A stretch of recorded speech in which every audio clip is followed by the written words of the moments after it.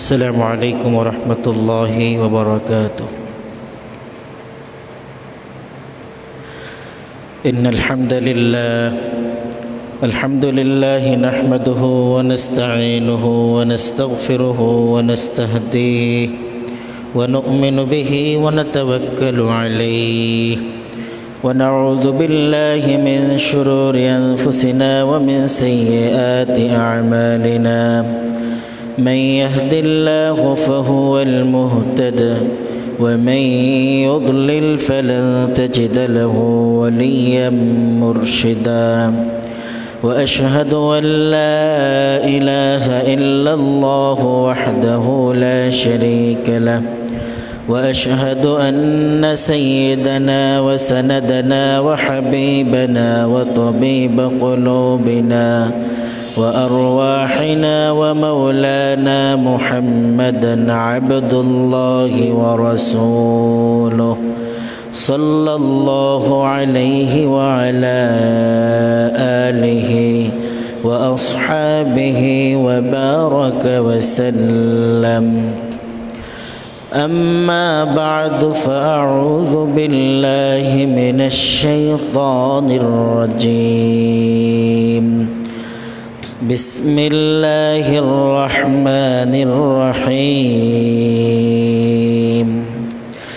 إن المنافقين يخادعون الله وهو خادعهم وإذا قاموا إلى الصلاة قاموا كسالى يراءون الناس ولا يذكرون الله إلا قليلا. صدق الله العلي العظيم وصدق رسوله النبي الكريم ونحن على ذلك لمن الشاهدين والشاكرين والذاكرين والحمد لله رب العالمين. سبحانك لا علم لنا إلا ما علمتنا إنك أنت العليم الحكيم. اللهم علمنا ما ينفعنا وانفعنا بما علمتنا وزدنا علما. اللهم اهدنا واهد بنا وجعلنا سببا لمن اهتدى. اللهم أرنا الحق حقا وارزقنا اتباعه وأرنا الباطل باطلا وارزقنا اجتنابه. اللهم صل على محمد وعلى آل محمد كما صليت على إبراهيم وعلى آل إبراهيم إنك حميد مجيد. أستغفر الله الذي لا إله إلا هو الحي القيوم وأتوب إليه. لا حول ولا قوة إلا بالله العلي العظيم. الحمد لله. সমস্ত প্রশংসা আল্লাহ তাআলার জন্য, যেমনি মালিক দয়া করে মায়া করে হায়াতের মধ্যে বাঁচিয়ে রেখে জুমার সালাতের প্রারম্ভে মসজিদের কাতার পর্যন্ত সুস্থতার সাথে এনে পৌঁছে দিয়েছেন। এজন্য মালিকের দরবারে আমরা শুকর ও সুজুদ আদায় করি। আলহামদুলিল্লাহ। রব্বানা লাকাল হামদ হামদান কাসীরান طيبا مباركا فيه لك الحمد يا ربي كما ينبغي لجلال وجهك وعظيم سلطانك। আল্লাহ তাআলার প্রশংসা আদায়ের পর অসংখ্য লক্ষ কোটি এবং তার চেয়ে বেশি দরুদ প্রেরণ করছি সৈয়দুল মুরসালিন খাতামুন নবিয়্যিন মুহাম্মদুর রাসূলুল্লাহ সাল্লাল্লাহু আলাইহি ওয়াসাল্লাম এর প্রতি। সম্মানিত সুধী, আজকে আমরা মহাগ্রন্থ আল কুরআনুল কারীমের একটি সূরাকে সামনে রেখে কথা বলতে চাই। মানব জাতিকে আল্লাহ তাআলা 3 ভাগে ভাগ করেছেন। একটি ভাগ হলো মুমিন, আরেকটি ভাগ হলো মুশরিক, আরেকটি ভাগ হলো মুনাফিক। এই 3 কোয়ালিটির মানুষের জন্য আল্লাহ তাআলা 3 ধরনের সূরা নাজিল করেছেন। সূরা মুমিনুন, সূরা মুনাফিকুন এবং সূরা কাফিরুন। আমরা আলোচনার পূর্বে সবটুকুন দয়া মুনিব মালিকের পক্ষ থেকে কামনা করছি। আমা তৌফিকি ইল্লা বিল্লাহ, আলাইহি তাওয়াক্কালতু ওয়া ইলাইহি উনীব, সুবহানাকা লা ইলমা লানা ইল্লা মা আল্লামতানা ইন্নাকা আনতাল আলিমুল হাকীম। সবটুকুন জ্ঞান ও ভাণ্ডার আল্লাহ সুবহানাহু ওয়া তাআলার কাছে। জীবন বিধান পরিচালনার জন্য যতটুকু আমাদের অনুধাবন শক্তিতে গ্রহণ করতে পারে আল্লাহ তাআলা ততটুকু জ্ঞানই আমাদের মাঝে বিলিয়েছেন, আমাদের দিয়েছেন। এমনকি জ্ঞান গ্রহণ করার ক্ষেত্রে, কোরআনের ইলম জানার ক্ষেত্রেও আমার জন্য কতটুকু আল্লাহ তাআলা বরাদ্দ করেছেন, এর বেশি আমার শেখার কোনো সুযোগ নেই। আমরা আল্লাহ তাআলার কাছে ইলমি উপকার এবং কোরআনের এই জ্ঞান ভাণ্ডার থেকে জ্ঞান নেওয়ার জন্য সাহায্য প্রার্থনা করছি। শুধু প্রথমত সূরা মুমিনুন, এটি কোরআনুল কারীম আল কুরআনুল আজিম এর 18 পারায় অবস্থিত সূরা মুমিনুন। সেখানে আল্লাহ তাআলা মুমিনদের সফলতার তথ্যচিত্র তুলে ধরেছেন এভাবে, কদ আফলাহাল মুমিনুন, মুমিনরা সফল হবে এভাবে, আল্লাযীনা হুম ফি সলাতিহিম খাশিউন। এক এক করে আল্লাহ তাআলা মুমিনদের চরিত্র, গুণাবলী, বৈশিষ্ট্য, সিমটম বর্ণনা করেছেন। শেষে দিয়ে আল্লাহ সুবহানাহু ওয়া তাআলা 10 থেকে 11টি চরিত্র গুণাবলী বলার শেষে বলেছেন এরা জান্নাতুল ফিরদাউসের ওয়ারিস। এরা যদি এই বৈশিষ্ট্যগুলো মণ্ডিত হয়, সুশোভিত হয়, তাহলে এরা জান্নাত প্রাপ্ত হবে। পক্ষান্তরে সূরার নাম সূরা মুনাফিকুন। সেখানে আল্লাহ সুবহানাহু ওয়া তাআলা মুনাফিকদের সিমটমগুলো, মুনাফিক কাকে বলে, কেমন হতে পারে, তথ্যচিত্র তুলে ধরেছেন। 30 পারায় অবস্থিত সূরা কাফিরুন, সেখানে আল্লাহ সুবহানাহু ওয়া তাআলা কাফেরদের সাথে আমাদের ব্যবহার বিধি কি হতে পারে, নবী হে আপনি কাফেরদের বলে দিন আমরা ইবাদত করি না, তোমরা যার ইবাদত করো, এভাবে তাদেরকে বলে দিন। তার মানে তারা আপনার ইবাদতে শরীক করার কোনো সুযোগ থাকবে না। একবার কাফের মুশরিকরা মুহাম্মদুর রাসূলুল্লাহ সাল্লাল্লাহু আলাইহি ওয়াসাল্লামের কাছে এসে পরামর্শ করলেন একটা কাজ করা যায় কিনা, যে বাইতুল্লাহর অর্ধেক আমাদের ছেড়ে দেবেন, অর্ধেক আপনি নেবেন, অর্ধেকের মধ্যে আপনি আপনার আল্লাহর ইবাদত করবেন আর অর্ধেকের মধ্যে আমরা আমাদের মূর্তির পূজা করব। অথবা সপ্তাহের 15 দিন আপনি নেন, মাসের শেষ 15 দিন আমাদের দেন। আমরা ধর্মীয় সম্প্রীতির বন্ধনে ভাগে যোগে ইবাদত করি। ভাগে যোগে ইবাদত ইসলামে নেই, ভাগে যোগে ইবাদত ইসলামে নেই। সে সময় আল্লাহ সুবহানাহু ওয়া তাআলা স্পষ্ট জানিয়ে দিলেন, নবী হে কুল আপনি বলুন, ইয়া আইয়ুহাল কাফিরুন, হে কাফের সম্প্রদায়, লা আ'বুদু মা তা'বুদুন, লা আ'বুদু আমি ইবাদত করি না, মা তা'বুদুন তোমরা যার ইবাদত করো, ওয়ালা আনতুম আবিদুনা মা আ'বুদ তোমরা ইবাদত করো না, আমরা যার ইবাদত করছি মানে আল্লাহর। শেষে দিয়ে লাকুম দীনুকুম ওয়ালিয়া দিন, তোমরা তোমাদের ধর্মীয় অনুভূতি নিয়ে তোমাদের জায়গায় থাকো, আমরা আমাদের ধর্মীয় স্বচ্ছতা নিয়ে, স্বকীয়তা নিয়ে, স্বাধীনতা নিয়ে আমরা আমাদের ইবাদতখানে ইবাদত করব, এখানে শেয়ার করার কোনো সুযোগ নেই। মুনাফিকদের বিষয়ে কি হতে পারে? সূরার নাম সূরা নিসা, 4 নম্বর সূরা, 164 নম্বর আয়াতের মধ্যে আল্লাহ সুবহানাহু ওয়া তাআলা উপস্থাপন করেছেন এভাবে যে, অর্থাৎ মুনাফিকদের শাস্তির বিষয়ে কথা বলেছেন। 145 নম্বর আয়াত, সূরার নাম সূরা আন-নিসা, 4 নম্বর সূরা। আল্লাহ সেখানে বলেছেন, ইন্নাল মুনাফিকিনা ফিদ দারকিল আসফালি মিনান নার, মুনাফিকদেরকে আল্লাহ তাআলা একেবারে জাহান্নামের নিচে দিয়ে অবস্থান দেবেন। তাহলে কাফেররা কোথায় থাকবে?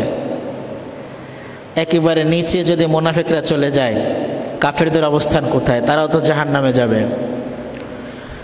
কাফেরদের মাঝে মুনাফিক আছে কিনা, না মুমিনদের মাঝে মুনাফিক? আমরা একটু তথ্যচিত্র তুলে ধরতে চাইব।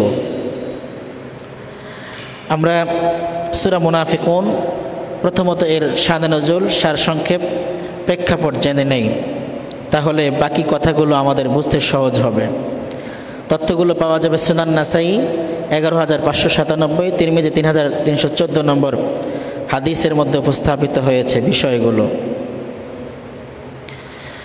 আর এই ঘটনাটি যখন ঘটে, তাবুক যুদ্ধের পরে এই ঘটনাটি সংঘটিত হয়েছিল, এটাই বিশুদ্ধ মতামত।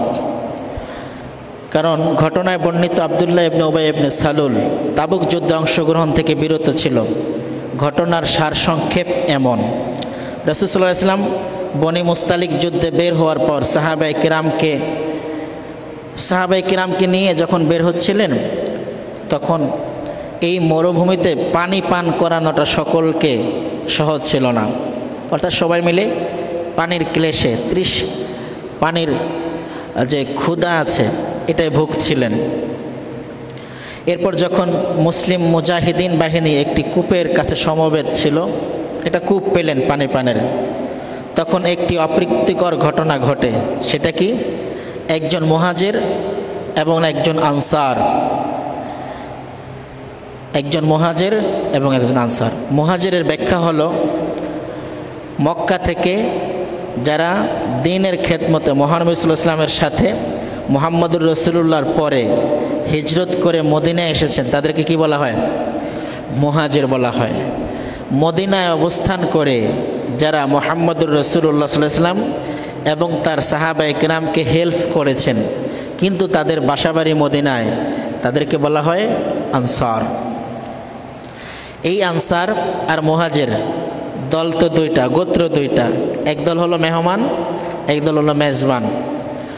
দুই দলই জিহাদের ময়দানে সবই মুজাহিদিন, কিন্তু পানের ক্ষেত্রে আনসার কি আগে হেল্প করবে, মুহাজির কি আগে হেল্প করবে, এটা স্বাভাবিক। এখনও তারা পরিপূর্ণ ইসলামে প্রবেশ করেছে অথবা পরিপূর্ণভাবে একামতে দ্বীন উপরে প্রতিষ্ঠিত এমনটি নয়। তার মানে আনসারগণ হয়তো নব মুসলিম। মুহাজিরদের কেউ এমন হতে পারে যে বিশ্বনবীর সাথে দীর্ঘ 10 বছরের পরিচয় ছিল না, 10ম বছর পরিচয়ে মুসলিম হয়েছে। তার ইমানের গ্রোথ আর 10 বছর আগের যিনি, তার এক হতে পারে না। তো এরা পানি পান করতে গিয়ে আনসারকে হেল্প করছে, মুহাজিরকে হেল্প করছে। মুহাজির ভাই বললেন যে, ভাই, পানি পানের ক্ষেত্রে গোত্রকে প্রায়োরিটি না দিয়ে যিনি আগে এসেছেন সিরিয়ালে তাকে প্রাধান্য দেওয়া দরকার। এই সাধারণ কথার মধ্যে একটু বাকবিতণ্ডা শুরু হলো। বলল যে, তোমরা আমাদের এখানে মেহমান, আমরা যখন দিব তখন পানি পান করবে, তোমরা কেন আমাদের আদেশ করো, কেন আমাদেরকে মাসালা শোনাও? এভাবে করে করে একটি অপ্রীতিকর ঘটনা ঘটে গেল। একজন মুহাজির ও একজন আনসারের মধ্যে পানি ব্যবহার নিয়ে ঝগড়া শুরু হয়, সীমা অতিক্রম করে হাতাহাতি পর্যন্ত পৌঁছায়, এবং কি বিষয়টি গোত্রীয় সংঘর্ষের রূপ ধারণ করে। গোত্রীয় সংঘর্ষ কেমন? আনসার একটু উপরে এসে তার সকল আনসার ভাইদের ডাকলেন, মুহাজির উপরে এসে সকল মুহাজির ভাইদের ডাকলেন এবং বললেন, আনসার বললেন যে ভাই আমাকে হেল্প করো, মুহাজিররা মেরে ফেলছে আমাকে। আর মুহাজির বললেন যে ভাই আমাদেরকে হেল্প করো, আনসাররা আমাকে মেরে ফেলছে। এই দুইজনের আহ্বানের গতি এমন ছিল যে মনে হয় যেন ভিতরে কোনো বিশাল ঝামেলা হয়েছে। দুইজনের আহ্বানে সাড়া দিয়ে দুই গ্রুপ উত্তেজনাকর অবস্থায় মুখোমুখি হলেন, ঝগড়া লেগে যাবে। মুহাজির ব্যক্তি সাহায্যের জন্য মুহাজিরকে এবং আনসার ব্যক্তি সাহায্যের জন্য আনসার সম্প্রদায়কে ডাক দিলেন। উভয় সাহায্যার্থে কিছু লোক তৎপর হয়ে উঠল। এভাবে ব্যাপারটি মুসলিমদের পারস্পরিক সংঘর্ষের কাছাকাছি গিয়ে পৌঁছালো। এখন মুসলিমরা কাফেরদের বিরুদ্ধে কি জিহাদ করবে? নিজেরা নিজেদের মধ্যে অস্তিত্ব সংকটে পড়েছে, নিজেরা নিজেদের মধ্যে ঝগড়ায় লিপতিত হয়েছে। বিষয়টি কেন? বিষয়টি হলো ইমানের পরিপূর্ণতা না থাকার কারণে, দ্বিতীয়ত হলো মুনাফিকির চরিত্র থাকার কারণে। কিসের চরিত্র থাকার কারণে? মুনাফিকির চরিত্র থাকার কারণে, ইমান পরিপূর্ণ না হওয়ার কারণে তাদের মধ্যে ঝগড়াটা তীব্র প্রকারে পৌঁছেছে। এ বিষয়টি রাসূল আকরাম সাল্লাল্লাহু আলাইহি ওয়াসাল্লামের কাছে যখন সংবাদ পৌঁছায়, রাসূল আকরাম সাল্লাল্লাহু আলাইহি ওয়াসাল্লাম দ্রুত দুই গ্রুপের মাঝামাঝি এসে দাঁড়ালেন এবং বললেন, মা বালু দাওয়াল জাহিলিয়া, তোমাদের কি হলো? তোমরা মুসলিম হয়েছ, এখনও কি জাহিলি সমাজের চরিত্র ধারণ করছো অন্তরে? আওস এবং খাজরাজ গোত্র ছাগল বাঁধা নিয়ে ঝগড়া লেগে থাকতে হবে 4 যুগ 100 বছর? তোমরা কি সেই জাহিলি পুরাতন ধ্যান ধারণা নিয়ে বেঁচে আছো? রাসূলের প্রশ্ন। রাসূল ইসলাম আরও বলছিলেন, তোমরা দেশ, গোত্র, মেহমান, মেজবান, সংখ্যালঘু, সংখ্যাগরিষ্ঠ এই বিষয়গুলো নিয়েও কি চিন্তা করছো? অথচ তোমাদের এই কথাগুলো মুসলিম হলে তার প্রাণটা তো অনেক বড় থাকার কথা, এমনটা হওয়ার কথা না, কেন এমন করছো? রাসূল আকরাম সাল্লাল্লাহু আলাইহি ওয়াসাল্লাম আরও বললেন, দাউহা ফাইন্নাহা মুনতেনাতুন, ছেড়ে দাও, তোমাদের মধ্যে সংকীর্ণ মন মানসিকতাকে ঝেড়ে ফেলো, ছেড়ে দাও, এমনটা করো না, এটাকে ভুলে যাও, তোমরা এখন মুসলিম, এমন স্লোগানগুলো বন্ধ করে দাও। রাসূল বললেন, আনসাররা বলছে মুহাজিরা মেরে ফেলছে, মুহাজিরা বলছে আনসাররা মেরে ফেলছে, এদেরকে ধরো, পাকড়াও করো, মারো। এই স্লোগানগুলো দুর্গন্ধময়। রাসূল বলেছেন এই স্লোগানগুলো দুর্গন্ধময়, এই স্লোগানগুলো আমরা দেব না, এই স্লোগানগুলো আমরা ইনশাল্লাহ বন্ধ করে দেব। রাসূল আকরাম সাল্লাল্লাহু আলাইহি ওয়াসাল্লামের বাণী শোনা মাত্রই আনসাররা আনসারদের, মুহাজিররা মুহাজিরদের ভাবে এরা বুঝে নিল যে আমরা ভুল বোঝাবুঝির মধ্যে ছিলাম, আর বাড়াবাড়ি করা যাবে না। তারা বাড়াবাড়ি বন্ধ করে দিলেন। কিন্তু এ ব্যাপারে মুহাজির জাহাজ ইবনে সাদ আল গিফারি এর বাড়াবাড়ি প্রমাণিত হলো। একজন মুহাজিরের নাম বলছি, যিনি মক্কা থেকে মদিনায় রাসূলের সাল্লাল্লাহু আলাইহি ওয়াসাল্লামের সাথে অথবা তারপরে হিজরত করে এসেছেন, তার নাম হলো জাহাজ ইবনে সাদ আল গিফারি।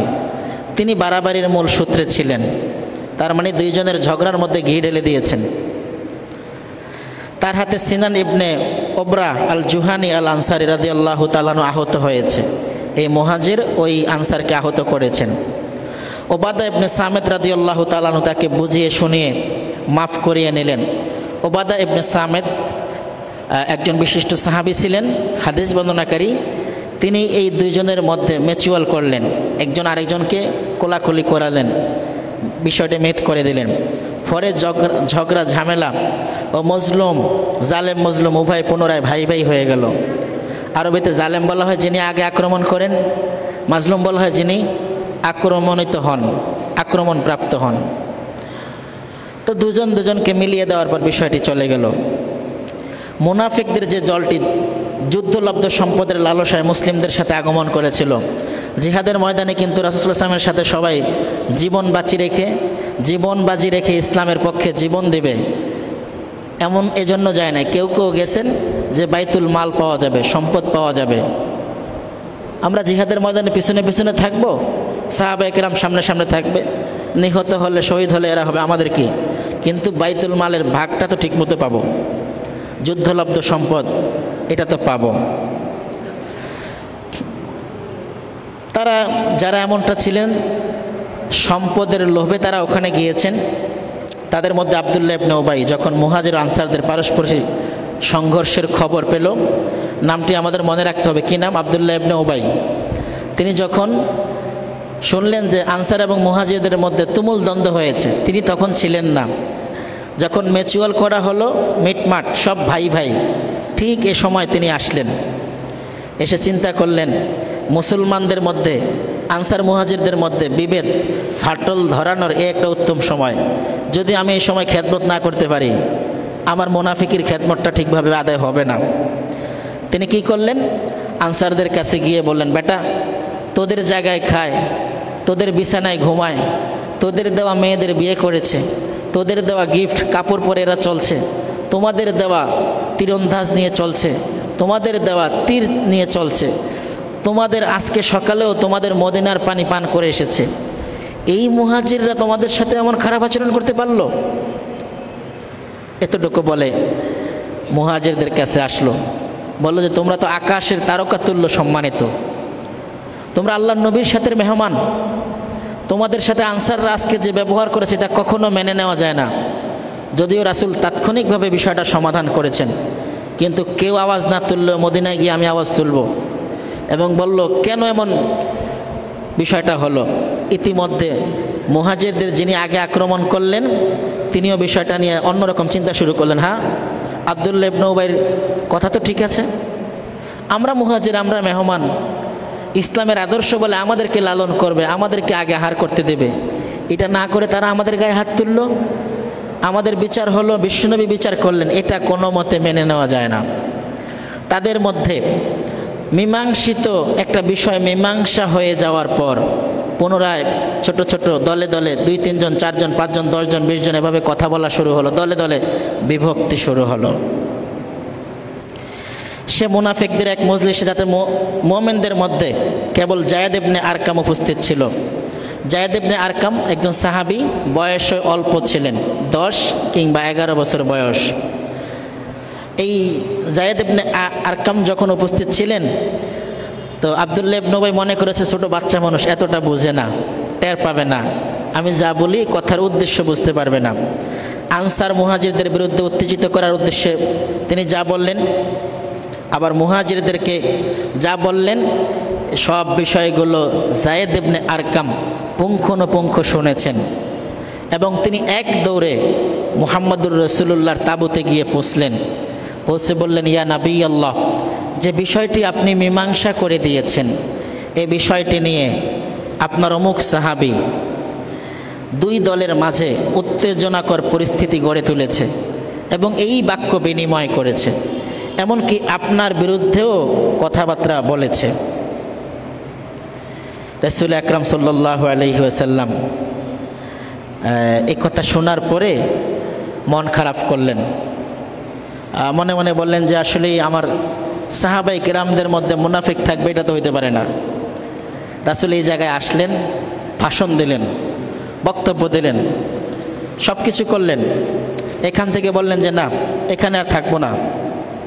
রাসূল আকরাম সাল্লাল্লাহু আলাইহি ওয়াসাল্লাম ওখান থেকে বের হলেন, বললেন চলো আমরা মদিনায় চলে যাব, এই জায়গায় আর অবস্থান করা যাবে না। রাসূল আকরাম সাল্লাল্লাহু আলাইহি ওয়াসাল্লাম যায়েদ ইবনে আরকামের প্রথম কথাগুলো শুনেছেন এবং বলেছেন, তুমি যা যা বলছো এই কথাগুলো কি হুবহুব আব্দুল্লাহ ইবনে উবাই বলেছে? বলেছে হ্যাঁ। তুমি তো মন গড়া কিছু বলছো না? বলছে না, আমি আল্লাহর শপথ করে বলছি, আমি যা শুনেছি তাই বলেছি। রাসূল একমাত্র একজন অপ্রাপ্তবয়স্ক মানুষ যায়েদ ইবনে আরকাম, তার কথাগুলো শ্রবণ করলেন, ময়দানে গিয়ে অবস্থা বুঝলেন যে না, থমথমে অবস্থা। তার মানে যায়েদ ইবনে আরকামের কথাটা 60% ঠিক আছে। যখন আনসারদের কারোর সাথে কথা বলতে চাইলেন, মুহাজিরদের কারোর সাথে কথা বলতে চাইলেন, তখন আরও অনুধাবন করলেন। রাসূল একটা উঁচু জায়গায় দাঁড়ালেন, ভাষণ দিলেন, বললেন, আল্লাহ এবং আল্লাহর রাসূল কোনো বিষয় ফয়সালা দেওয়ার পরে কার এমন সাহস আসে বিষয় নিয়ে আবার কথা বলবে? ইযা কাদাল্লাহু ওয়া রাসূলুহু আমরান আন ইয়াকুনা লাহুমুল খিয়ারাতু মিন আমরিহিম। খুব রাগান্বিত হলেন এবং রাসূলের চোয়ালগুলো, চেহারা মোবারক লাল হয়ে গেল, ঘামগুলো টপ টপ করে ঝরছিল। রাসূল আকরাম সাল্লাল্লাহু আলাইহি ওয়াসাল্লাম যখন এমন ভাষণ দিচ্ছিলেন, আব্দুল্লাহ ইবনে উবাই এবং তার সাথে লোকজন যায়েদ ইবনে আরকামকে আড়ালো চোখে, তাড়া চোখে, রাগান্বিত চোখে তাকানো শুরু করলো যে এই প্যাচ তো এই ছোটো বাচ্চা ছাড়া কেউ লাগায় নাই। কারণ এখানকার কেউ এতক্ষণ অনুপস্থিত ছিল না, এই বাচ্চাটাই অনুপস্থিত ছিল। তাইলে যায়েদ ইবনে আরকামই রাসূলের কাছে গিয়ে গোপন সংবাদটা বলে দিয়েছে। এবং যায়েদ ইবনে আরকাম বলছেন, হাদিসের অনুবাদ, যে পৃথিবীটা অনেক প্রশস্ত হওয়া সত্ত্বেও মনে হয়েছে খুব ছোট। কারণ আমি রাসূল যেখানে যান আমি রাসূলের পাশে পাশে থাকি। কারণ ওরা আমাকে হাতের নাগালে পেলে হত্যা করে দিবে। কারণ আমি এত বড় একটা নিউজ উপস্থাপন করেছি, যার কারণে এখন বিশ্বনবী তার পুরো প্ল্যান এলোমেলো করে দিয়েছেন এবং আমাদের চরিত্র বুঝে ফেলেছেন। যায়েদ ইবনে আরকাম রাদিয়াল্লাহু তাআলা আনহু বলছেন, রাসূল তো তাবু উঠাতে বললেন, সাথে সাথে নিজে ঘোড়ার পিঠে আগে উঠলেন এবং নিজে আগে রওনা করলেন। আমি রাসূলের সাথে আমার ঘোড়াটা ঘেঁষে ঘেঁষে চলছিলাম, তার মানে ওরা যেন আমাকে আক্রমণ করতে না পারে।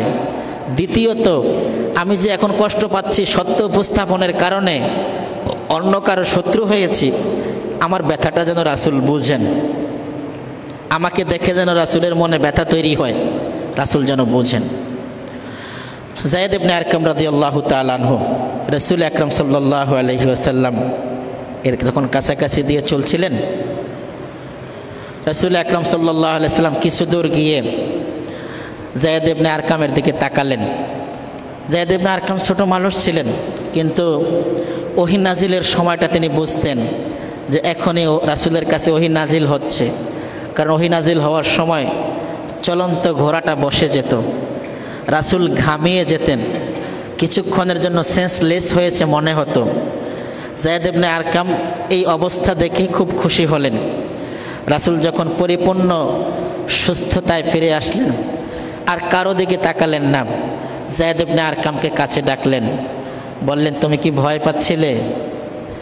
তুমি কি চিন্তা করছিলে?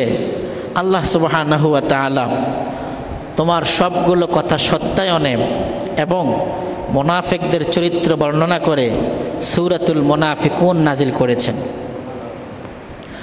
সুবহানাল্লাহটা এই জুমায় বাকি থাকবে ইনশাআল্লাহ, ঠিক না?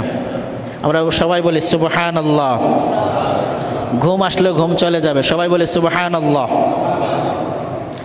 তথ্যটি বুখারী 4900 নম্বর, 4902, 4905 এবং সহিহ মুসলিম 2584, 2772। এছাড়া 9টি হাদিস গ্রন্থ উপস্থাপন করেছে। আমরা সময় স্বল্পতার কারণে সবগুলো তথ্য উপস্থাপন করতে পারছি না। রাসূল আকরাম সাল্লাল্লাহু আলাইহি সাল্লাম পুরা সূরাটা সাহাবায়ে কেরামকে শোনালেন। তখন আব্দুল্লাহ ইবনে উবাই ইবনে সালুল বুঝে গেল যে আমার নামের লিস্টটি নবীর কাছে প্রকাশিত হয়েছে। তার মানে মুনাফিক চরিত্রের হওয়ার কারণে রাসূল আকরাম সাল্লাল্লাহু আলাইহি ওয়াসাল্লাম এর কাছে আল্লাহ তাআলা একটা 40 জনের কমপক্ষে একটা লিস্টে নাজিল করলেন। আগে পরে আরও বেশি হয়েছে, কম হয়েছে, যে এরা মুনাফিক, রাসূল এদের বিষয়ে খুব সতর্ক থাকবেন, এরা একটু সুযোগ পেলেই আপনাকে বিপদে ফেলে দিতে পারে। আমরা আজকে কোরআনের আয়নায় মুনাফিক কারা জেনে নিতে চাইব ইনশাআল্লাহ, এবং হাদিসে রাসূল থেকে যতটুকু সম্ভব জানার চেষ্টা করব। ওমা তাওফিক ইল্লা বিল্লাহ আলাইহি তাওয়াক্কালতু ওয়া ইলাইহি উনীব। শুধু মুনাফিকদের আলামতের বিষয়ে রাসূল আকরাম সাল্লাল্লাহু আলাইহি সাল্লাম যে তথ্যগুলো দিয়েছেন, আমরা প্রথমত কোরআনের আলোকে কিছু কথা বলতে চাই। আপনি পাবেন 2 নম্বর সূরা আল বাকারা 8 থেকে 16 নম্বর আয়াতের অনুবাদ আমরা জেনে নেই। তাহলে মুনাফিকের চরিত্র কিছুটা আমাদের মাঝে থাকলে আমরা যেন সতর্ক হই, আল্লাহ যেন আমাদের থেকে এই গুণটা বের করে দেন, এটা আমরা আল্লাহর কাছে দোয়া করব ইনশাআল্লাহ। আল্লাহ বলছেন, وَمِنَ النَّاسِ مَن يَقُولُ آمَنَّا بِاللَّهِ وَبِالْيَوْمِ الْآخِرِ وَمَا هُمْ بِمُؤْمِنِينَ। وَمِنَ النَّاسِ, মানুষদের মধ্যে এমন কিছু মানুষ, কে বলেছেন? মানুষদের মধ্যে এমন কিছু মানুষ আছে যারা বলে আমান্না বিল্লাহ, আমরা কার প্রতি ঈমান আনয়ন করেছি? ওয়াল ইয়াউমিল আখির, এবং শেষ দিবসের প্রতি। আল্লাহ শেষে বলছেন ওমা হুম বিমুমিনিন, তারা আসলে আখিরাতেও বিশ্বাস করে নাই, আল্লাহর প্রতিও বিশ্বাস করে নাই। মুখে এই কথা বলেছে। কোথায় বলেছে? মুখে বলেছে। আমাদের জবান, অন্তর এবং কর্মপদ্ধতি এক থাকা দরকার ইনশাআল্লাহ। ইকরার বিল লিসান, তাসদিক বিল জানান, আল আমালু বিল আরকান। মুখের স্বীকৃতি, মুখের কথা, অন্তরের স্বীকৃতি, কাজের বাস্তবায়ন, এটা মিলে হচ্ছে ঈমান। আপনি মুখে বললেন অন্তরে ছিল না, এটা ঈমান হতে পারে না, এটা মুনাফিকি। এটা কি? মুনাফিকি। আপনি মুখে বললেন আপনার আমলে নেই, এটাও ভালো না, এটাও মুনাফিকি। একটু কোরআনের ভাষায় আমরা জেনে নেই। আল্লাহ বলছেন يخادعون الله والذين آمنوا وما يخدعون إلا أنفسهم وما يشعرون يخادعون الله, তারা আল্লাহকে ধোঁকা দিতে চায়। ওয়াল্লাযীনা আমানু, এবং ঈমানদার যারা তাদেরকেও ধোঁকা দিতে চায়। তারা এই ধোঁকা দিয়ে দিয়ে সারা জীবন নিজেরা সর্বশেষ ধোঁকায় পতিত হয়েছে। তার মানে মানুষকে ধোঁকা দিলে এই ব্যক্তি জীবনে উন্নতি করতে পারে না, নিজে যে ধোঁকার মধ্যে পড়ে পড়ে আহত হয়েছে, চূড়ান্ত স্থান জাহান্নাম, ফিদ্দারকাল আসফালি মিনান নার, নিজে টেরও পায়নি। এজন্য আল্লাহ বলেছেন ওয়ামা ইয়াখদাউনা ইল্লা আনফুসাহুম, সে ব্যতীত আর কেউ প্রতারিত হয় না, সেই জাহান্নামে যাবে। ওমা ইয়াশউরুন, সে টেরও পায়নি মুনাফিকির কারণে, সে যে জাহান্নামের কাছাকাছি গিয়ে পৌঁছেছে। আল্লাহ বলছেন ফি কুলুবিহিম মারাদুন ফাযাদাহুমুল্লাহু মারাদা, এই তাদের অন্তরে রয়েছে রোগ ব্যাধি। আল্লাহ এই মারাদা শব্দটি সূরাতুল আহজাব 33 নম্বর সূরা আহজাবের 33 নম্বর আয়াতের মধ্যে বলেছেন ফায়াতমাআল্লাযী ফি কলবিহি মারাদ।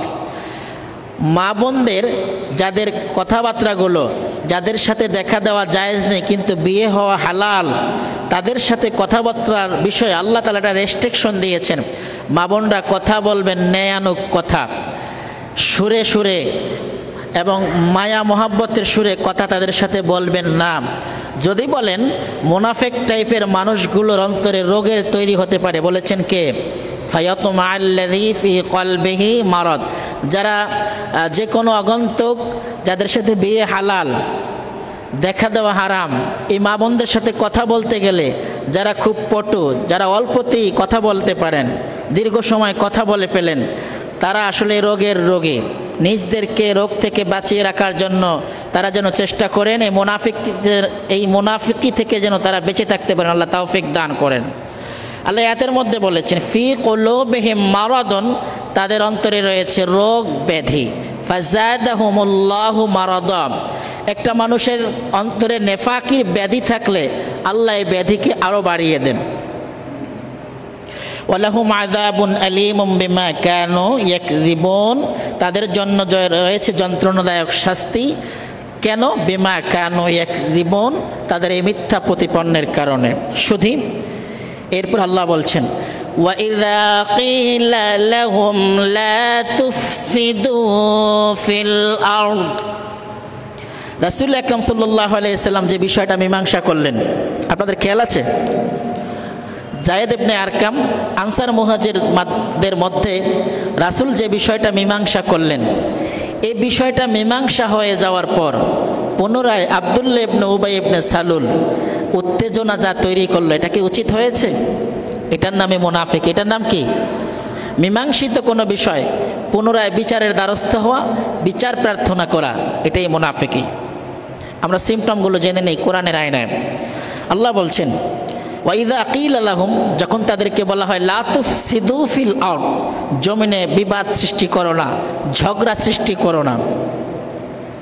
ক্বালু ইন্নামা নাহনু মুসলিহুন, এরা বলে দেখছো আমরা এই জমিনের মধ্যে শান্তির কথা বলি, শান্তির মেসেজ দেই, আমরা নাকি বিবাদ তৈরি করি, আমরা নাকি ফাসাদ সৃষ্টি করি। তার মানে যিনি ফাসাদ তৈরি করেন তিনি কথায় পটু, এই আয়াতের অর্থ ডিডাকশনকৃত ব্যাখ্যায় বোঝা যায় তিনি নিজে অনর্থক কাজ করবেন, ফাসাদ তৈরি করবেন, আবার তিনি নিজেই বলবেন আমরা জমিনে শান্তি শৃঙ্খলা বাস্তবায়ন করছি, অথচ তিনি জমিনের শান্তি নষ্ট করেছেন। এটা হচ্ছে সিমটম অফ মুনাফিক। মুনাফিকের একটা চরিত্র মনে রাখতে হবে আমাদের। আল্লাহ বলছেন আলা, সাবধান, আলা ইন্নাহুম হুমুল মুফসিদুনা ওয়ালাকিন লা ইয়াশউরুন। আল্লাহ হে সাবধান, যারা এমন বড় গলায় হাই স্পিডে হাই সাউন্ডে কথা বলে আমরা এই করেছি, আমরা শান্তির বাতায়ন করেছি, এই লোকগুলো মুনাফিক। কে বলেছেন? আল্লাহ। সাবধান, ইন্নাহুম, এরাই হুমুল মুফসিদুনা, বিবাদ সৃষ্টি করেছে, অন্যায় করেছে, ঝগড়া করেছে। ওয়ালাকিল্লা ইয়াশউরুন, টের পায় না তারা যে নিজেরা এমন করছে। ওয়ালাকিল্লা ইয়াশউরুন মানে ইন্নাল মুনাফিকিনা ফিদ দারকিল আসফালি মিনান নার, সে তো জাহান্নামের সবচেয়ে নিচে যাবে, কাফেরেরও নিচে থাকবে মুনাফিকি করার কারণে, সেটা টেরও পায় না। আল্লাহ বলছেন ওয়া ইযা কিলা লাহুম আমিনু কামা আমানান নাস, ওয়া ইযা কিলা লাহুম, যখন তাদেরকে বলা হয় আমিনু, ঈমান আনয়ন করো, কামা আমানান নাস, যেভাবে সাহাবায়ে কেরাম ঈমান আনয়ন করেছেন, তাদের উত্তরটা কি হয় জানেন? তাদের উত্তরটা কি হয় আর এখনকার উত্তরটা কি হয় আমি একটু মিলিয়ে দেওয়ার চেষ্টা করব, তাহলে আপনারা মুনাফিক চিনতে বুঝবেন। এবং আমি আবারও আহ্বান করছি, এই চরিত্র যদি আমার মধ্য থেকে থাকে আল্লাহ যেন তা দূর করে দেন, কারণ মুনাফিক অবস্থায় মৃত্যুবরণ করাটা ঠিক নয়। ওয়ালা তামুতুন্না ইল্লা ওয়া আনতুম মুসলিমুন উদখুলু ফিস সিলমি কাফা, পরিপূর্ণ ইসলামে প্রবেশ করা আমার জন্য যেমন আল্লাহর আদেশ দরকার, ঠিক তেমনিভাবে মুসলিম হয়ে ইন্তেকাল করাটাও ফরজ। আমি কাফের হয়ে, মুনাফিক হয়ে ইন্তেকাল করতে চাই না। মুনাফিকদের চরিত্রগুলো বর্ণনা করলে হুবহুব যদি কোরআন সুন্নাহর তথ্যগুলো তুলে ধরা যায়, তাহলে আপনি নিজকে খুব জাস্টিফাই করবেন, নিজকে ভাববেন যে আসলে আমার গতি, দিক, কথাবার্তা, চরিত্র পরিবর্তন করা দরকার আছে কিনা। আল্লাহ বোঝার আমল করার তৌফিক দান করুন। যখন তাদেরকে বলা হয় তোমরা ঈমান আনয়ন করো, যেভাবে সাহাবায়ে কেরাম ঈমান আনয়ন করেছেন, যেভাবে জান্নাতের ঈমান আনয়ন করেছেন, কলু, তারা বলে আমান্না, ঠিকই তো, আমরা আবু বকরের মতো ঈমান আনয়ন করেছি, ওমরের মতো ঈমান আনয়ন করেছি। ওয়া ইযা খালাউ ইলা শায়াতিনহিম, যখন তারা তাদের শয়তানদের কাছে যায়, তার মানে উতবা, শায়বা, আবু লাহাব, এদের কাছে যখন ফিরে যায় সন্ধ্যার পরে রাতের গহীনে, ক্বালু ইন্না মাআকুম, বলে যে আমরাই তো তোমাদের সাথে সব সময় আছি, রাতেও থাকি দিনেও থাকি, তোমাদের এই ক্লাবই তো আমরা মাঝে মধ্যে সাড়া দেই, আমরা তো শুধু ওই মানুষদের সাথে উপহাস করছি মাত্র, আমাদেরকে নিয়ে একটা দল, একটা জাতি উপহাস করছে, আমরা তো আপনাদের নেই থাকতে চাই, আমরা তো আপনাদের সাথেই আছি হুজুর, আমরা তো আপনাদের কল্যাণকামী। পিছনে কিন্তু তারা এমনটি নয়, পিছনে তাদের আরেকটা দরজা আছে, একটা ক্লাব আছে, আরেকটা অঙ্গন আছে, সেখানে গিয়ে বলে মেয়ে এইসব কথাবার্তা না বললে সমাজে চলা যায়, আমরা তো তোমাদের লোকই। এভাবে করে যারা দুইমুখী আচরণ করে, এখানেও থাকে ওখানেও থাকে, এদেরকে কোরআনের ভাষায় মুনাফিক বলা হয়। কোরআনের ভাষায় মুনাফিক। দেখুন আয়াতটির অনুবাদ আমরা আবার জেনে নেই, তাহলে বুঝতে সহজ হবে। আল্লাহ বলছেন ওয়া ইযা লাকুল্লাযীনা আমানু ক্বালু আমান্না, আই ক্বালাল মুনাফিকুন আমান্না, মুনাফিকরা তখন বলে আমরা ঈমান তো আনয়ন করেছি। ওয়া ইযা খালাউ ইলা শায়াতিনহিম আই আল মুনাফিকুনা ইয়ারজিউনা ইলাল কুফফার, মুনাফিকরা যখন তাদের কাফেরদের কাছে যায়, ক্বালু আলা শায়াতিনহিম, তখন তারা তাদের শয়তানদের উদ্দেশ্যে বলে, আয়াল কুফফার, কাফেরদের উদ্দেশ্যে বলে, ইন্না মাআকুম, আমরা তোমাদের সাথেই আছি, ইন্নামা নাহনু মুস্তাহজিউন, আমরা তো তাদের সাথে উপহাস করি মাত্র, এই দেখা দেখে চলি মাত্র, আসলে সেখানে আমরা নেই, আমরা মূলত কোথায় আছি? ওই জায়গায় আছি। এখন আল্লাহ চূড়ান্ত মেসেজ দিলেন এভাবে, আল্লাহু ইস্তাহজিউ বিহিম ওয়া ইয়ামুদ্দুহুম ফি তুগয়ানিহিম ইয়ামাহুন, আল্লাহ সুবহানাহু ওয়া তাআলা তাদের এই ডিউরেশনটা একটু লম্বা করে দিলেন। তোমাকে অবকাশ দেওয়া হলো, তুমি আর একটু ছাড় দেওয়া হলো, তুমি আরও করো। আল্লাহ ছাড় দেন, ছেড়ে দেন না, মনে রাখতে হবে আল্লাহ ছাড় দেন, ছেড়ে দেন না। আল্লাহ তার সাথে উপহাস করছেন, সে মনে করছে আমি উপহাস করে, আমি ঝামেলা করে, আমি মুনাফিকি করে মনে হয় খুব ভালো আছি, এই যে মানসিক স্যাটিসফ্যাকশন এটা তাকে আল্লাহ দৃঢ় করে দেন, সেইটার উপরই অটল থাকে, এভাবেই চলে, মনে করে এটার নামে জীবন, এটার নামে ইসলাম, সেইভাবেই চলছে। একটা সময় তার প্রতিফল এবং ফলাফল যা হবে তা আল্লাহ বয়ান করেছেন। এবারে আমরা সূরার নাম হলো সূরা মুনাফিকুন 1 থেকে 8 নম্বর আয়াত পর্যন্ত আমরা অনুবাদ জেনে নেব শেষ থেকে ইনশাআল্লাহ। হাদিসের পরিভাষায় আমরা একটু জেনে নেই আজকের আলোচ্য বিষয় এবং আল্লাহ তাআলা কি বলছেন।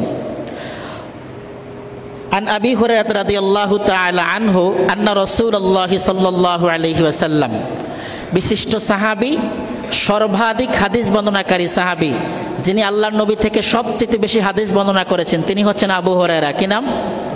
তিনি আল্লাহর নবী থেকে 5374টি হাদিস বর্ণনা করেছেন। এই আবু হুরায়রা বলছেন, আন্না রাসূলুল্লাহি সাল্লাল্লাহু আলাইহি ওয়াসাল্লাম ক্বাল, রাসূল আকরাম সাল্লাল্লাহু আলাইহি ওয়াসাল্লাম বলছেন, আয়াতুল মুনাফিকে সালাসুন, মুনাফিকের আলামত, মুনাফিকের সিমটম, নিদর্শন 3টি। কয়টি? ইযা হাদ্দাসা কাযাব, যখন মুনাফিক কথা বলে মিথ্যা কথা বলে, ওয়া ইযা ওয়া'আদা আখলাফ, যখন মানুষের সাথে ওয়াদা করে ওয়াদা ভঙ্গ করে, ওয়া ইযা তুমিনা খান, তার কাছে যদি আমানত রাখা হয় সে আমানতের খেয়ানত করে, তার মানে আমানতের যথাযথতা পূরণ করতে পারে না। অফি রিওয়ায়াতিল মুসলিমিন, মুসলিম শরীফের অন্য রেওয়ায়েতে আসছে, মানে এতক্ষণ যে কথাগুলো ছিল এটি বুখারীর রেওয়ায়েত, মুসলিম এই কথাটুকু বাড়িয়ে বলেছেন, আয়াতুল মুনাফিকে সালাসুন, ওয়াজাদা মুসলিম রাহিমাহুল্লাহ, ইমাম মুসলিম এটা বাড়িয়েছেন, ওয়া ইন সামা ওয়া সাল্লা ওয়া জামা আন্নাহু মুসলিমুন, সে যদি নামাজও পড়ে রোজাও রাখে এবং নিজকে মুসলিম দাবি করে আর এই 3টি গুণও পাওয়া যায়, এমনকি একটিও পাওয়া যায়, তাহলে ইমাম মুসলিম বলছেন তারপরেও সে মুনাফিক। এবার দেখুন আমরা আরেকটি হাদিস শেয়ার করছি এভাবে। وعن عبد الله بن عمرو رضي الله تعالى عنهما عن النبي صلى الله عليه وسلم قال, আব্দুল্লাহ ইবনে আমর রাদিয়াল্লাহু তাআলা আনহুমা, আল্লাহ দুজন সাহাবীর প্রতি সন্তুষ্ট হন, তারা উভয় নবী করিম সাল্লাল্লাহু আলাইহি ওয়াসাল্লাম থেকে বলছেন, আরবাউম মান কুন্না ফীহি, 4টি জিনিস যদি কারো মধ্যে পাওয়া যায়, কানা মুনাফিকান খালিসা, তাহলে তাকে একনিষ্ঠ মুনাফিক বলা যেতে পারে, তার মানে পরিপূর্ণ মুনাফিক। ওয়ামান কানাত ফীহি খসলাতাম মিনহুন্না কানাত ফীহি খসলাতুম মিনান নিফাক। এখন এখান থেকে আরবিতে খাসলাত মানে হলো অভ্যাস, চরিত্র। আমরা বলি না ওর খাসলত খারাপ, মানে এটা আরবি শব্দ, এই আরবি শব্দটাকে আমরা বাংলা বানিয়েছি। তার মানে রাসূল বলছেন এখান থেকে একটা খাসলত যদি কারো মধ্যে থাকে তাহলে প্রমাণিত হবে তিনি নেফাকের মধ্যে জড়িত আছেন।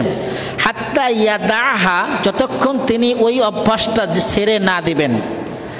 1 নম্বর ইযা তুমিনা খান, বুখারীর রেওয়ায়াত তিনি মিথ্যাকে প্রথম 1 নম্বরে দিয়েছেন, আর মুসলিমের রেওয়ায়াত মানে বুখারী মুসলিম মিলে মুত্তাফাকুন আলাইহি যে রেওয়ায়াত, তারা প্রথম বলেছেন ইযা তুমিনা খান, যে আমানতের খেয়ানত করে, ওয়া ইযা হাদ্দাসা কাযাব, যে মিথ্যা কথা বলে, ওয়া ইযা আহাদা গদর, যে তার ওয়াদা ভঙ্গ করে, ওয়া ইযা খাসামা ফাজর, যারা দুজনে কথা বললে ঝগড়া লাগলে অশ্লীল অশ্রাব্য বাক্য বিনিময় করে তাকেও নবী মুহাম্মদুর রাসূলুল্লাহ মুনাফিক বলেছেন।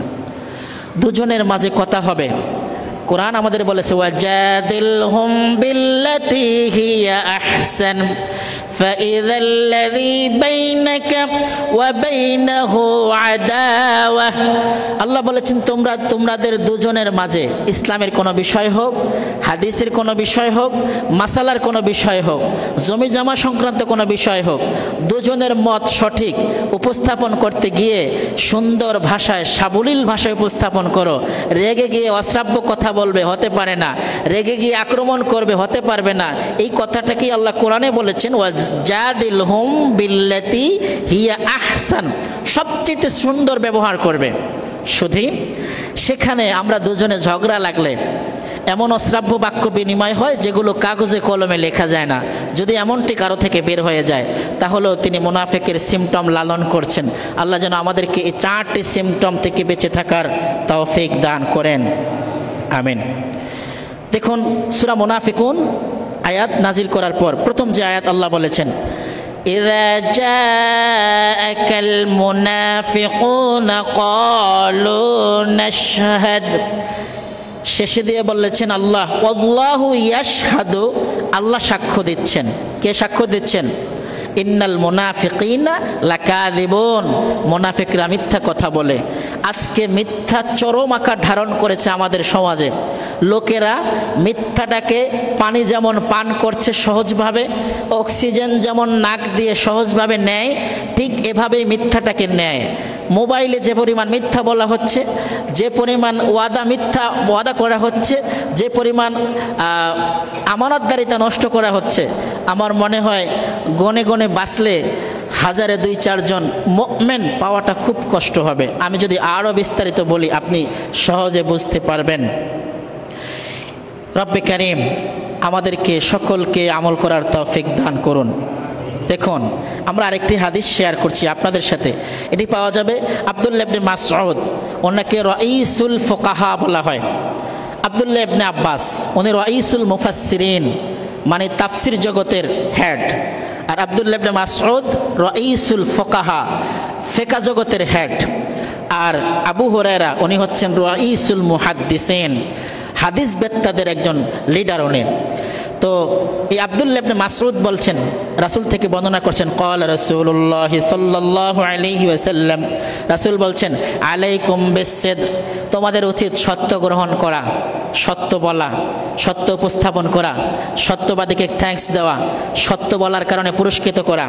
কে বলেছেন? রাসূল সাল্লাল্লাহু আলাইহি ওয়াসাল্লাম বলেছেন ফাইন্নাস সিদকা ইয়াহদি ইলাল বির, সত্য মানুষকে কল্যাণের দিকে আহ্বান করে, সত্য মানুষকে কল্যাণের দিকে পথ প্রদর্শন করে। কে বলেছেন? মুহাম্মাদুর রাসূলুল্লাহ সাল্লাল্লাহু আলাইহি ওয়াসাল্লাম। ফাইন্নাস সিদকা ইয়াহদি ইলাল বির, সত্য মানুষকে কল্যাণের দিকে ডাকে।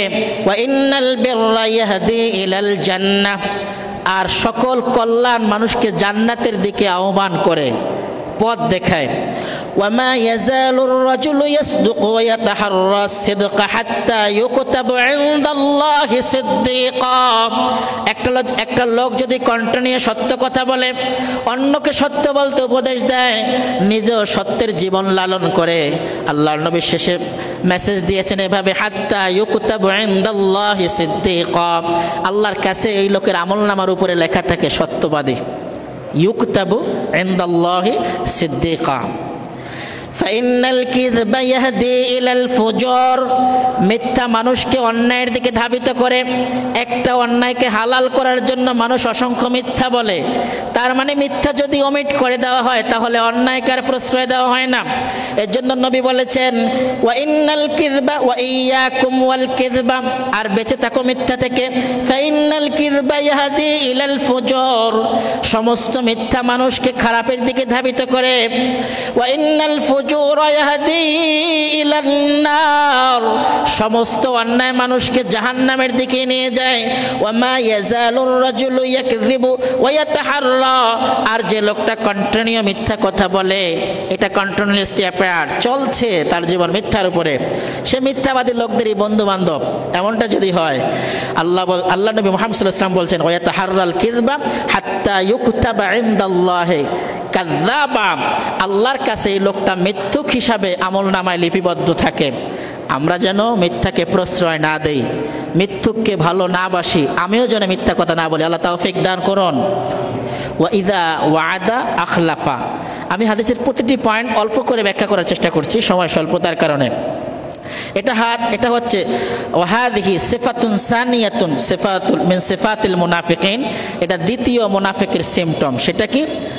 ওয়াদা করে মানুষ যদি ওয়াদা খেলাফ করেন তাহলে এটা যে কত বড় কবিরা গুনাহ কিংবা মুনাফিকের সিমটম লালন করছে এটা বুঝেন না। বিশেষ করে লেবার পেনশনের মানুষগুলো হয়তো যে কোনো কারণে অ্যাভেলেবেল মিথ্যা বলেন, আগামীকাল আপনার কাজ করব, আসলেন না যে, আরে অমুক জায়গায় শেষ করতে পারেনি।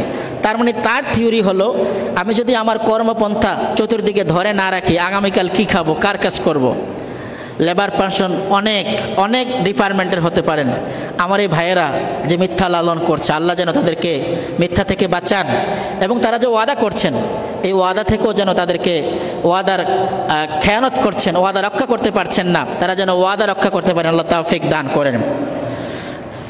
আল্লাহ সুবহানাহু ওয়া তাআলা বলছেন, ওয়া মিনহুম মান আহাদাল্লাহ লাইন আতানা মিন ফাদলিহি লানাসাদ্দাকান্না ওয়া লানাকুনান্না মিনাস সালিহিন। দীর্ঘ আয়াত। দেখুন, ওয়াদা খেলাফের বিষয়ে কোরআনুল কারীম যে তথ্যগুলো দিয়েছে, ওয়াল মুফুনা বিআহদিহিম ইযা আহাদু, তারা যদি তাদের ওয়াদাগুলো আদায় করে, তারা যে ওয়াদা করেছে এগুলো যদি আদায় করে, ইযা আহাদু ওয়াস-সাবিরিনা ফিল বাসাই ওয়াদ-দাররা, তারা যদি তাদের ভালো অবস্থায় খারাপ অবস্থায় সকল অবস্থায় যদি ধৈর্য ধারণ করে, তাহলে আল্লাহ তাআলা শেষ দিকে এদের জন্য একটা সফলতার মেসেজ দিয়েছেন। এভাবে সম্মানিত সুধী, কোরআনুল কারীম সূরা ইসরা 17 নম্বর সূরা, সেখানে আল্লাহ মেসেজ দিয়েছেন, ওয়া আউফু বিল আহদ, তোমরা তোমাদের অঙ্গীকারকে পূরণ করো। ইন্নাল আহদা কানা মাসউলা, তুমি যত অঙ্গীকার করেছো সব অঙ্গীকার সম্পর্কে প্রশ্ন করবেন কে? আল্লাহ যদি প্রশ্ন করেন, এই বান্দা তুমি তোমার জীবনে 1,83,293 বার ওয়াদা করেছো, অথবা 5,293 বার ওয়াদা করেছো, কতটা ওয়াদা বাস্তবায়ন করেছো? জবাব দাও। আপনার তো মনেই থাকবে না কি জবাব দেবেন। এজন্য ভাই, আমি ওয়াদা করার আগে দেখব এটা আমার দ্বারা বাস্তবায়ন করা সম্ভব কিনা, আমি পালন করতে পারবো কিনা। যদি না পারি আমি ওয়াদা করব না ইনশাআল্লাহ। আমি এমন মিথ্যা ওয়াদা করব না ইনশাআল্লাহ। আমি এই মিথ্যা ওয়াদা করে অন্যের থেকে কিছু নিতে চাই, এমনটাও যেন না হয়। কারণ সূরা ইসরা 17 নম্বর সূরা 34 নম্বর আয়াত, সেখানে আল্লাহ বলেছেন, ওয়া আউফু বিল আহদ, তোমরা তোমাদের অঙ্গীকার পূরণ করো। ইন্নাল আহদা কানা মাসউলা, তোমাদের অঙ্গীকার সম্পর্কে আল্লাহ জিজ্ঞেস করবেন।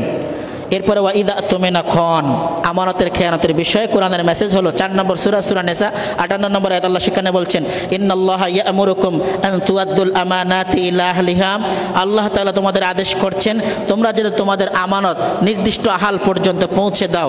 তার মানে এরপরে সূরা আনফাল এর মধ্যে আল্লাহ আরো বলেছেন, ইয়া আইয়ুহাল্লাযীনা আমানু লা তাখুনুল্লাহা ওয়া রাসূলা ওয়া তাখুনু আমানাতিকুম ওয়া আনতুম তা'লামুন, তোমরা আল্লাহ রাসূলের সাথে খেয়ানত করো না।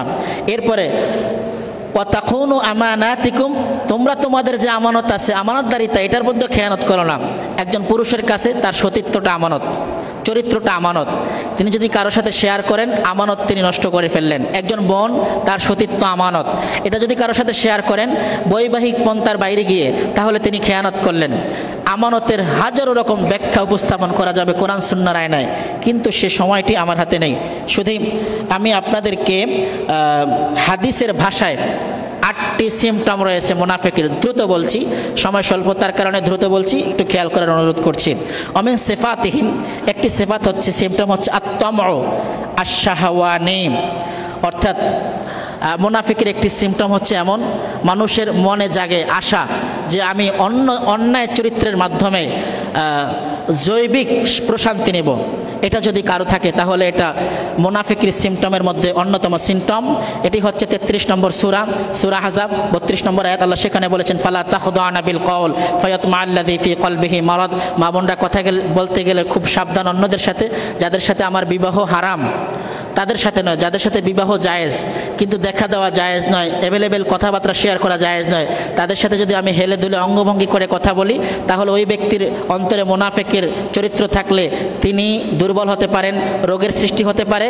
এটা হাদিস বেত্তাগণ সিমটম অফ মুনাফিক প্রথম আকারে লিপিবদ্ধ করেছেন, প্রথম কাতারে।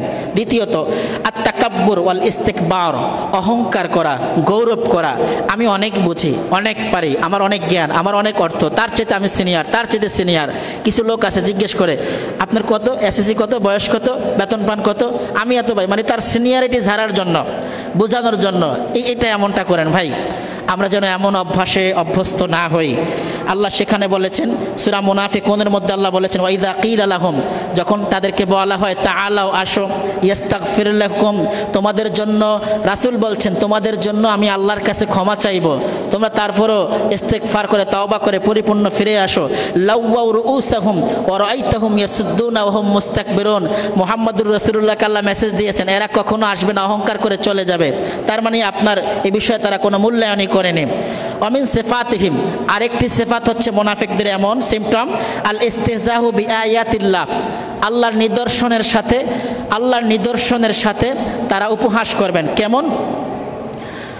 ওয়াবিল মুমিনিন, সেটা হচ্ছে ওয়াইদা লাকুল্লাযীনা আমানু, যেটি আমি আমার আলোচনার প্রথমে সূরা বাকারার 8 থেকে 16 নম্বর আয়াতের মধ্যে বলেছি, সেখান থেকে আপনারা পেতে পারেন। শুধু তাদের আরেকটি গুণ হচ্ছে এমন সদ্দুন নাস আনিল ইনফাক, মানুষদেরকে আল্লাহর রাস্তায় দান করা থেকে বিরত থাকা। আজকেও সূরা মুনাফিকুনের আয়াতের তেলাওয়াতের অনুবাদ এমন ছিল, সূরা মুনাফিকুন আয়াত নম্বর 7, সেখানে আল্লাহ বলছেন হুমুল্লাযীনা ইয়াকুলুনা, ওই মুনাফিক চরিত্রের লোকদেরকে যদি বলা হয় লাত, এই মুনাফিক চরিত্রের লোকেরা তারা অন্যদের বলে কি বলে, লা তুনফিকু আলা মান ইনদা রাসূলিল্লাহ, আল্লাহর রাসূলের জন্য কোনো কিছু ব্যয় করো না, রাসূলের জন্য কোনো হাদিয়া দিও না, রাসূলের কল্যাণে কাজে কোনো অর্থায়ন করো না। হাত্তা ইয়ানফাদ্দু, একবারে সংকীর্ণ থাকবা, রাসূল বললে বাড়ি থেকে সব আবু বকরের মতো নিয়ে দিয়ে দেওয়া যাবে না। এই নিষেধগুলো কারা? মুনাফিক টাইপের মানুষেরা। এটি পাওয়া যাবে সূরা মুনাফিকুন আয়াত নম্বর 7। কিন্তু আল্লাহ এখানে বলেছেন ওয়ালিল্লাহি খাযাইনুস সামাওয়াতি ওয়াল আরদ, আল্লাহর কাছে রয়েছে আসমান এবং জমিনের খাজানা, ওয়ালাকিন্নাল মুনাফিকিনা লা ইয়াফকাহুন, মুনাফিকরা বিষয়টি টেরও পায়নি এবং বুঝেও না। অমিন সিফাতিহিম, মুনাফিকদের আরো গুণাবলী হচ্ছে এমন ইন্নাহুম সুফাহাউন ওয়ায়ারমুনাল মুমিনুনা বিসসাফাহা, তারা নিজেরা পথভ্রষ্ট এবং অন্যদেরকে মনে করে পথভ্রষ্ট এবং পথভ্রষ্টতার দিকে আহ্বান করে।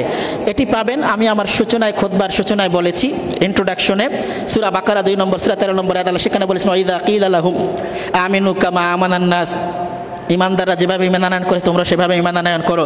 তারা বলে যে আমরা কি নির্বোধদের মতো ঈমান আনয়ন করব, যে মানুষগুলো ঈমান আনছে তারা নাকি নির্বোধ। এটি হচ্ছে মুনাফিকদের ভাষা।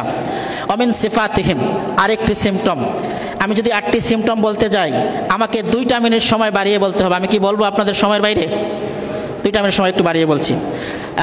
আমিন সিফাতিহিম, আরেকটি তাদের গুণাবলী এমন, সিম্পটম এমন মাওলাতুল কাফির, তার মানে মুমিনকে বন্ধু বানানো দরকার ছিল, কিন্তু মুনাফিক মানুষগুলো বন্ধু বানাবে অমুসলিমদের, কাফেরদের, অন্য মুনাফিকদের, অথবা যাদের চারিত্রিক সমস্যা আছে তাদেরকে তারা বন্ধু বানাবে।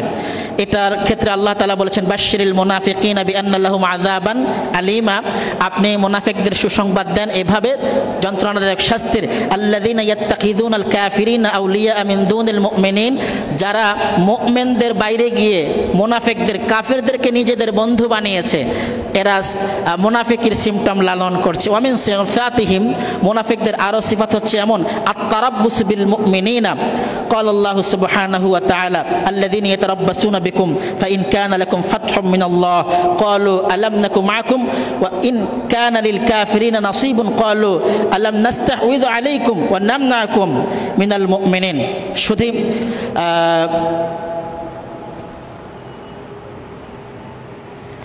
আর 4টি সিফাত আছে, আমি একটু সংক্ষেপে বলছি। মুখাদিআতুল্লাহ, ইন্নাল মুনাফিকুনা ইউখাদিউনাল্লাহ, এরা মানুষকে ধোঁকা দেয়। বিজনেসম্যানগণ মালের ভালো অংশ উপরে রেখে মালের ফাটা এবং পচাটা নিচে রাখেন, এটা ধোঁকা। এমন করে ব্যবসা করা যাবে না, করলে আপনি মুনাফিকের সিম্পটম লালন করছেন। কাঁঠাল যেখান দিয়ে পোকে খেয়েছে, ফাটা, এটা নিচে রেখে উপরে যে অংশটা ভালো উপরে রেখে বিক্রি করা, কোনো ক্রেতা কেনার পরে যদি মন খারাপ হয় তার এই গুণাটা তার কাঁধে যাবে, তিনি ধোঁকাবাজি করলেন। বরং বলা এটা এদিক সেদিক করে দেখে নেন আমার মালটা এমনই, তাহলে আপনি মুনাফিকি লালন করছেন না। আয়াত আর আমি বলছি না। অমিন সিফাতিহিম আত-তাযাব্বুবু ওয়া তারাদ্দুদু, ক্বালা আল্লাহু তাআলা, কোন বিষয় সত্য এবং মিথ্যা নিজের সামনে উদয় হওয়ার পর নিজে বিচারক, কিন্তু তিনি রায় দিতে পারছেন না, মহাব্বত কাজ করছে। আমি যদি সত্যের পক্ষে রায় দেই তাহলে বেয়াই বেজার হয়, এমনটা যদি হয় তাহলে আপনিও মুনাফিকের সিমটম লালন করছেন।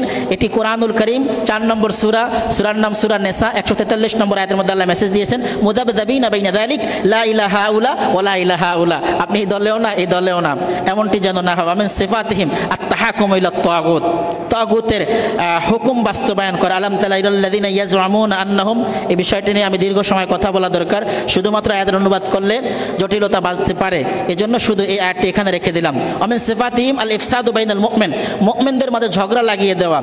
সেখানে সূরা তাওবা 9 নম্বর সূরা 47 নম্বর আয়াত আল্লাহ সেখানে বলেছেন, লাউ খারাজু ফীকুম মা যাদুকুম ইল্লা খাবালা ওয়া লাউ দাউ খিলালাকুম ইয়াবগুনাকুমুল ফিতনাহ ওয়া ফীকুম সাম্মাউনা লাহুম। শুধু আমরা দুজনের মাঝে যে ঝগড়া লাগায়, সূরা মুনাফিকুন নাজিল হয়েছে ঠিক এই প্রেক্ষাপটকে কেন্দ্র করে।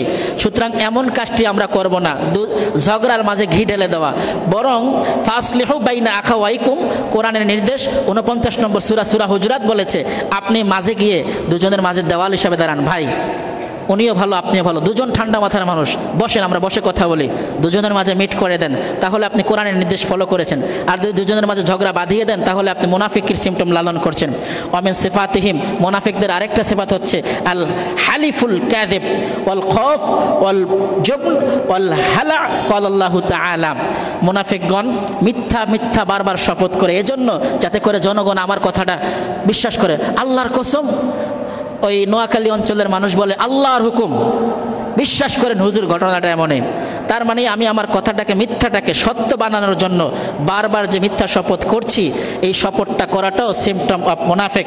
আল্লাহ সেখানে বলেছেন 9 নম্বর সূরা, সূরা তাওবার 56-57 নম্বর আয়াতের মধ্যে, ওয়া ইয়াহলিফুনা বিল্লাহ ইন্নাহুম লামিনকুম ওয়া মা হুম মিনকুম ওয়ালাকিন্নাহুম কওমুন ইয়াফকাহুন লাউ ইয়াজিদুনা মালজা।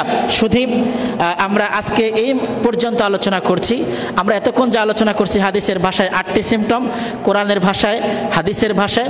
আল্লাহ তাআলা আমাদের সকলের থেকে জীবনের থেকে মুনাফিকের সিমটমগুলো দূর করে দিয়ে পরিপূর্ণ ঈমানদার হওয়ার তৌফিক দান করুন। শুধু আজকে ফরিদপুরে, গতকালকে ফরিদপুরে একটি ঘটনা ঘটেছে। এই বিষয় নিয়ে আমাদের যদি এমন টেন্ডেন্সি থাকে, মন্দিরে কে বা কারা আগুন দিয়েছে, অগত্যা কারা হামলা করে দুজন লেবার স্কুলে কাজ করছিলেন, তারা ইন্তেকাল করেছেন। এটা নিয়ে প্রশাসন কাজ করছে, তদন্ত করছে। এখন আমরা যদি মনে করি যে আমাদের এই মন্দিরগুলোকে হামলা করা দরকার, মুসলিমগুলোকে ভৎসনা করা দরকার, এটা ধর্মীয় সম্প্রীতি নষ্ট হবে এক। দ্বিতীয়ত হলো ইসলাম আপনাকে এই কথা বলে না, বরং কোরআন বলেছে তোমরা অন্য ধর্মের উপাসনালয় কিংবা যা উপাসনা করছে তাদেরকে গালমন্দ করো না। যেমন মূর্তি বানিয়েছে, আপনি যদি এটাকে গালমন্দ করেন, ন্যারো চোখে তাকান, তাহলে আল্লাহ বলছেন তারা মনের অজান্তে তোমাদের রব আল্লাহকে গালমন্দ করবে, মনের অজান্তে গালমন্দ করে ফেলবে। এজন্য আমাদের উচিত এই বিষয়টি ওখানকার প্রশাসন রয়েছে, তদন্ত করবেন, দেখবেন, বিচারের আওতায় আনবেন। কিন্তু আমরা নিজেরা সউদ্যোগে কোথাও হামলা করা, কারো প্রতি জুলুম করা, কোনো ধর্মের বিষয়ে কথা বলা, কোনো ধর্মীয় উপাসনালয়ের বিষয়ে বিরুদ্ধে কথাবার্তা বলা, এগুলো কোনো মতেই উচিত হবে না। এবং সর্বোচ্চ ধৈর্য ধারণ করে আমাদেরকে বিষয়টি অবলোকন করা, দোয়া করা, যারা ইন্তেকাল করছেন আল্লাহ যেন তাদেরকে শাহাদাতের মর্যাদা দান করেন। এবং এই দেশে ধর্মীয় সম্প্রীতির নিদর্শন এমন, মসজিদে জুমার সালাত হয়, পাশেই মন্দিরে তাদের ইবাদত হয় অথবা তাদের উপাসনা হয়।